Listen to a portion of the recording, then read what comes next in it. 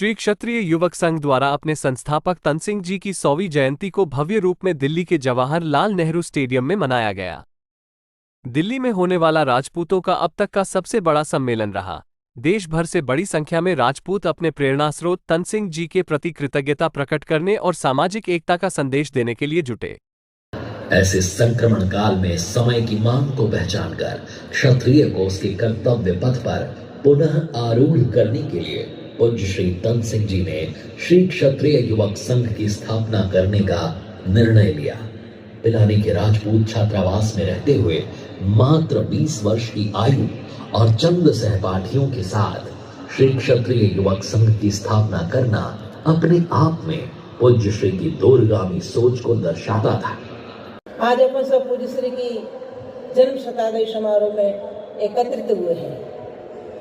पूज्य श्री ने एक संघ रूपी पौधे का बीजारोपण किया था और आज वो वट वृक्ष संघ परिवार के रूप में जो दर्शन दे रहा है वो अपन सब देख के कृतज्ञता अनुभव कर रहे हैं।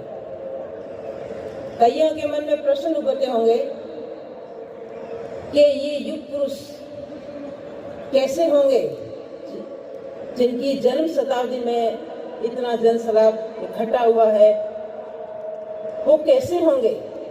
कई उनको जानते थे, कई उनके साथ में भी रह चुके हैं, कई उनकी गोद में खेल के बड़े भी हुए, लेकिन जिन्होंने देखा नहीं है तो उनके मन में ये उत्कृष्टता रहती है कि वो कैसे होंगे।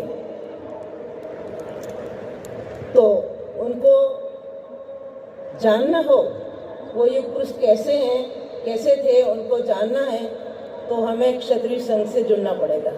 वो ही उनका विराट स्वरूप है। उनके लिखे हुए पुस्तकें हैं। संघ से जुड़ना पड़ेगा। हर संघ के खेलों के मैदान में वो हमें मिलेंगे, या झनकार की गीतों में वो हमें मिलेंगे, या बौद्धिक के पाठ पढ़ाते हुए हमें उनके दर्शन होंगे, या हम यज्ञ की आहुति देते हैं उसी समय हमें वो युग पुरुष के दर्शन होंगे। लेकिन उसके लिए हमें संघ से जुड़ना पड़ेगा। यही उनका स्वरूप है पूज्य श्री का। इस समारोह में महिलाओं की बहुत अच्छी सी संख्या देख के एक महिला होने के नाते विशेष अनुग्रह करूंगी माताओं से, बहनों से, बेटियों से कि अपने जीवन में क्षत्रिय संघ को लाओ, जीवन में क्षत्रिय संघ को उतारो। माता निर्माता होती है, चाहे वो माता मदालसा हो, चाहे माता अंशया हो, जीजाबाई हो, जयवंताबाई हो, या फिर माता मोती कुंवर जी हो। सब चाहती है माताएं कि मेरे भी राम जैसा पुत्र हो, शिवाजी, दुर्गादास, महाराणा प्रताप जैसे पुत्र हो, मीराबाई, लक्ष्मीबाई, हाड़ी रानी या पद्मिनी जैसी पुत्रियां हो। हर एक माँ की इच्छा होती है और ये शक्ति तो माँ में ईश्वर ने विशेष रूप से दी है। पर उसके पाठ पढ़ने के लिए क्षत्रिय संघ में अपन को जाना पड़ेगा। वो ही ऐसे संस्कार देता है कि माता निर्माता कैसे बनी जाती है। आप पुत्री के रूप में हो या पत्नी के रूप में हो, जो भी हो, लेकिन एक माँ सर्वश्रेष्ठ शक्तिमान होती है। और नारी में शक्ति है वो आप सबको पता है। माता अनुसुईया जिसने ब्रह्मा, विष्णु, महेश को भी पुत्र बाल अवस्था में बना दी थी, इतनी शक्ति नारी में ईश्वर ने विशेष रूप से दी है।